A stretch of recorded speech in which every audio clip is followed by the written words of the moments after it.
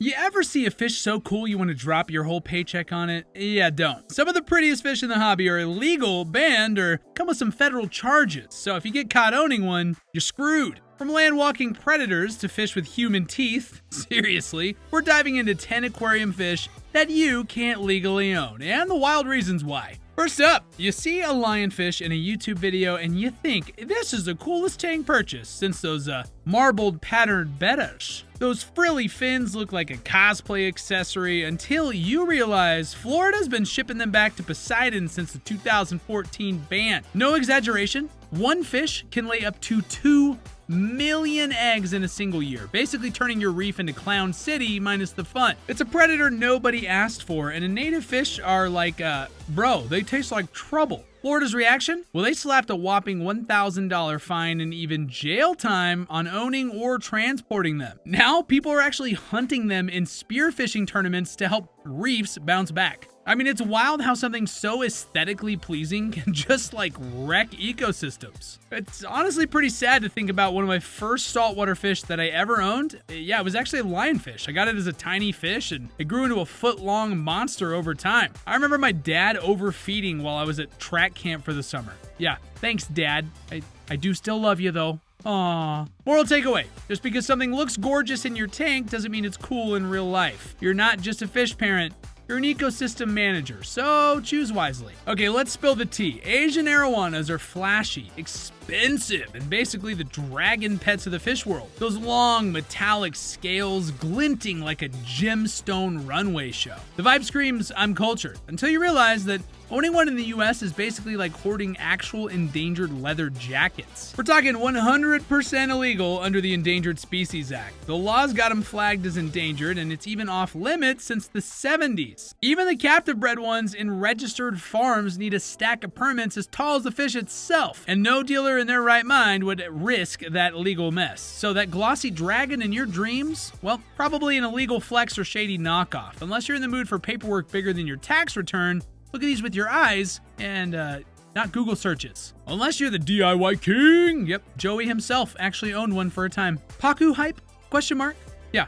Big at first glance until they hit adult size and reveal toothy smiles that make dentists sweat. You know the starter tank spiel, oh, it's chill. And then boom, it's a 50-pound musclefish with a jaw that looks like it'd eat your sneaker. California kicked them off the wish list hard, calling them ecosystem demolition crews. One Paku escapes in the local rivers. Suddenly, native critters are playing victims. They're not cuddly, they're ecosystem wrecking balls with jaws to match. And these things grow fast. Think Extreme Makeover Fish Edition. But you're the one getting remodeled, and not in a good way. Yay! If you buy one cheap online or at a market, spoiler alert, you're gonna pay in fines or worse. That harmless tag? Dead wrong. Keep those flash and fun online videos out of your checkout cart, unless you want to pay California's restitution. Next up is a fish that theoretically dropped onto a horror flick. Got lungs and can walk on land. Ew. And it survives long after your filter's shut down. That ability means it can literally escape your tank, flop into a storm drain, and become the nightmare of your entire watershed. The Lacey Act flat out bans this fish. They're classed as injurious in states like Virginia, Texas, California.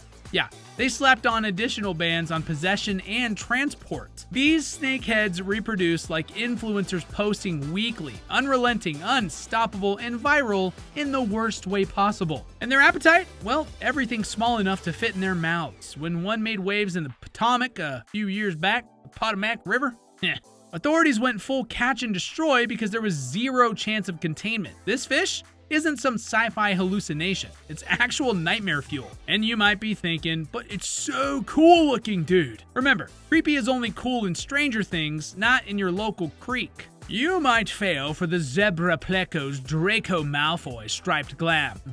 Or maybe it's tiny unicorn moody vibe. But here's the thing, Brazil banned its export in 2004. Its home, Ryuxingu,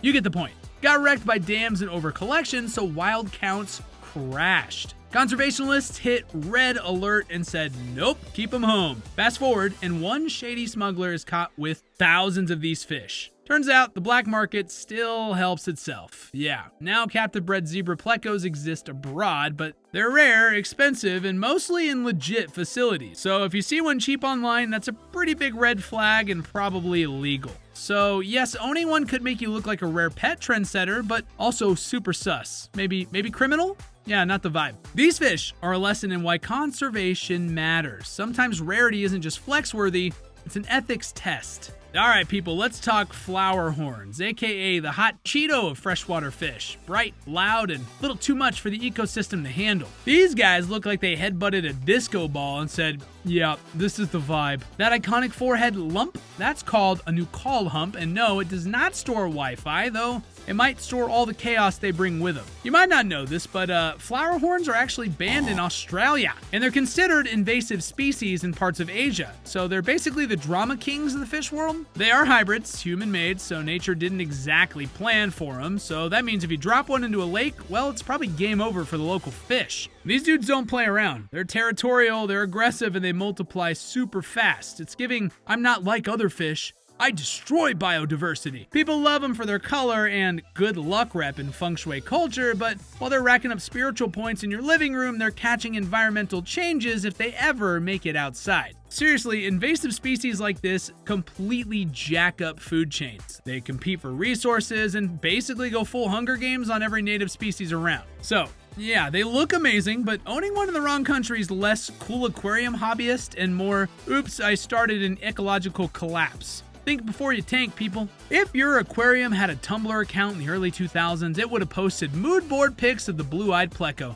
These fish were the it girls of the hobby scene. Dark, mysterious, piercing blue eyes, total indie sleaze energy. But while you were busy blasting Paramore, and you should, these fish were quietly disappearing from the wild. They were once common in local fish stores, but Brazil hit pause on exports in 2004 after things got real bleak in the previously mentioned Xingu River, which also happens to be their home turf. Between massive hydroelectric dams, habitat destruction, and collectors going full Black Friday, wild populations dropped off the map faster than your 2011 Twitter takes. Now these guys are critically endangered. Trade is restricted. So if you see one being sold on the sketchy marketplaces or cheap overseas sites, yeah, you're probably staring at either a smuggled fish or someone lying harder than a crypto bro during tax season. And I know, there are captive bred ones, but they're expensive and rare. If you're not buying from a licensed ethical breeder, you might be unintentionally fueling illegal wildlife trade. And let me tell you, Jimmy, that's not the type of exclusive pet flex you want on your feed.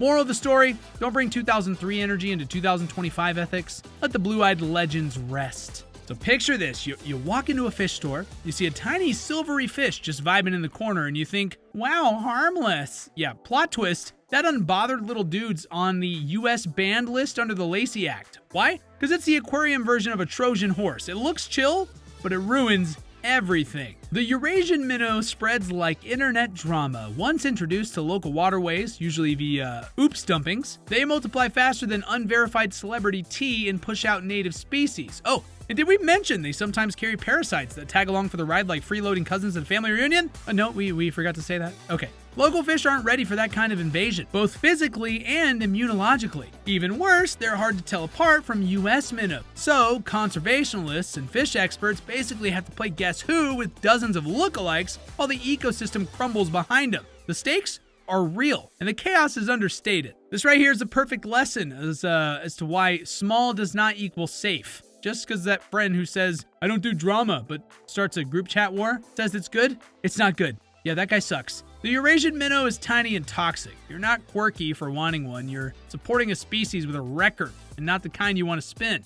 Alright, I hear you. You want a fish that's a little different. Maybe, something exotic. Maybe dangerous. Ooh. Meet the smallmouth electric catfish, aka Mother Nature's taser with fins. That's cute, right? Yeah, until it zaps you with 350 volts of regret. That's not a quirky TikTok moment. It's hospital bill energy, baby. Florida took one look at these stun gun swimmers and said, absolutely not. And they were right. These fish can legit knock out their prey and you if you're not careful. They're not venomous. They're not bitey. They're electric. Like, plug it it into your trauma electric. They've also got serious bad pet choice energy. If they escape or get dumped into natural waterways, they'll do way more than mess with local food chains. We're talking like they might absolutely disrupt the power structure, literally and ecologically. Its invasive species means sci-fi villain. No one wants to fish in a river and pull out a mobile shock unit. If you're thinking of owning one for the clout, maybe reconsider. There's nothing adorable about getting electrocuted while you're cleaning your tank. There's no quirky YouTube redemption arc waiting at the end, just laws, fines, and possibly a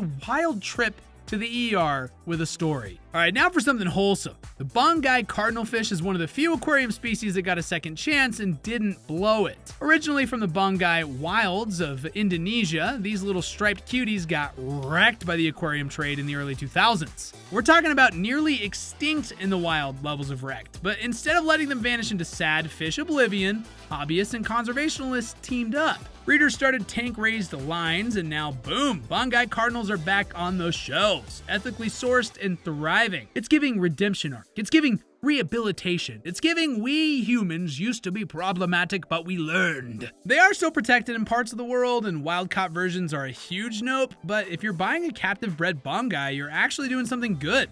Ethical and aesthetic? Rare combo. Honestly, this fish slays. So while other species got banned for being messy, the Bongai Cardinal fish made a whole career comeback. Get you a fish with both style and substance. We stand a sustainable queen. So yeah, cool fish doesn't mean legal fish. Some of these are banned for a reason. They wreck ecosystems, shock people, literally, or came way too close to extinction. Keep your tank clean and your conscience cleaner. Like, subscribe, and drop a comment if you've ever almost bought an illegal fish. No judgment, just vibes and verified facts, baby. We'll see you later.